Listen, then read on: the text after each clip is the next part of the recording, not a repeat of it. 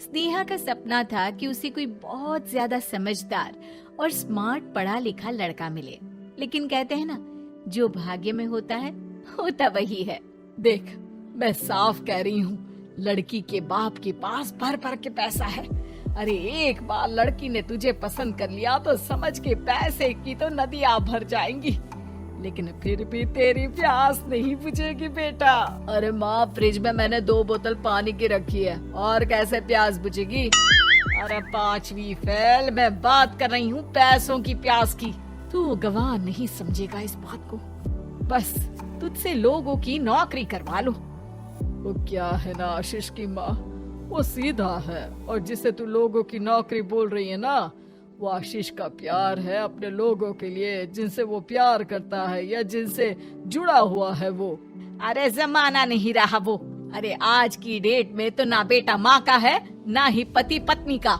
कैसी बात कर रही है माँ? चाहे दुनिया यहाँ की वहाँ क्यों ना हो जाए, मैं आपके बिना नहीं रह सकता, ना ही मैं आपको कभी धोखा दे सकता हूँ। अरे हाँ, ठीक है ठीक है।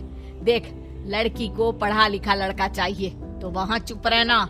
जबान खोलेगा तो पता चल जाएगा कि 5वीं पास है। अरे तो पढ़ा देती ना आगे। माना सौतेली माँ हो, लेकिन दहेज की लालच तो अपने बेटे जैसी ही रख रही हो। पापा ऐसा मत बोलिए ना माँ को, वो मेरी माँ है, मैं उनसे बहुत प्यार करता हूँ। अच्छा बेटा, कुछ नहीं कहता, बस तैयार हो जा, चलते हैं और देखते हैं कि कौन है लड़की और क्या चाहती है। सभी मिलकर लड़की देखने जाते हैं, जहाँ स्नेहा आशीष को देखकर ही इम्प्रेस हो जाती है। वाह, कितना हैंडसम है, काश इससे मेरी शादी हो जाती, लेकिन पता नहीं कितना पढ़ा लिखा है। स्नेहा, लड़का बहुत अच्छा है, बेचारी की माँ दूसरी है, लेकिन देख रही है ना, हीरा भी इतना चमकीला नहीं होगा जितना कि ये। स्नेहा को समझ नहीं आता कि वो क्या करे। वो आशीष से मिलती है, उसकी सादगी, उसकी बातें उसे भा जाती है। मैंने नहीं सोचा था कि इतना पढ़ा लिखा लड़का मुझे मिलेगा। मैं शादी करने के लिए तैयार हूँ। और फिर स्नेहा और आशीष की शादी हो जाती है। शादी के बाद सासू माँ कहती है, अरे बेटा, वो तेरे जेवर मुझे दे दे, मैं संभाल कर रख दूंगी। स्नेहा, जो कि खुद भी एक समझदार लड़की थी, नहीं, मैं अपने जेवर नहीं दूंगी। उसके लिए तो मैंने पहले ही लॉकर खुलवा लिया था माँ जी। ये मेरी कुछ आर्टिफिशियल ज्वेलरी है, इसे रख लीजिए। वैसे मेरी अलमारी में जगह नहीं है ना। सास बेचारी नई बहू से क्या उलझती। सुनिए जी, मैंने आपके लिए खाना और नाश्ता बना दिया है। ऑफिस कब जाना है? कौन से ऑफिस में? मैं तो घर का सारा काम करता हूँ। हाँ? क्या बात कर रहे हैं? इतना पढ़ लिख कर आप घर का काम क्यों करते हैं? कितना पढ़ लिख कर? मैंने तो सिर्फ 5वीं तक पढ़ाई की है। तभी वहाँ सास आ जाती है। अरे 5वीं तक भी पढ़ लिया तो समझो मेरी कृपा से, वरना तो जो इसके लक्षण थे ना, क्या बताना। अच्छा आशीष, जरा बाहर जा और भाग कर टूथपेस्ट लेकर आ। सुबह से मंजन नहीं किया। और हाँ, फिर जाकर दुकान की सफाई कर देना। तेरा छोटा भाई दुकान पर जाने को तैयार हो रहा है। स्नेहा ये सब सुनकर हैरान रह जाती है। वो सोचती है कि आखिर उससे क्या गलती हो गई जो उसके साथ ऐसा हुआ। आशीष स्नेहा के पास जाता है। सुनो, तुमको तो मैंने पहली मुलाकात में ही बताया था कि। स्नेहा आशीष की बात ही नहीं सुनना चाहती है। वो जोर से चिल्लाती है, चुप रहो बिल्कुल, गंवार कहीं के।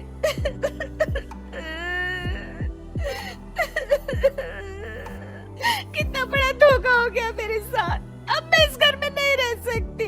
प्लीज ऐसी बात मत करो, मेरी पत्नी हो तुम, जैसे बोलोगी मैं वैसा करूँगा। मैं कोशिश करूँगा बाहर जाकर कोई काम ढूंढ लूं, पर प्लीज मत जाओ। चुप रहो गंवार कहीं के, मैं तुम्हारे जैसी की बीवी हो ही नहीं सकती।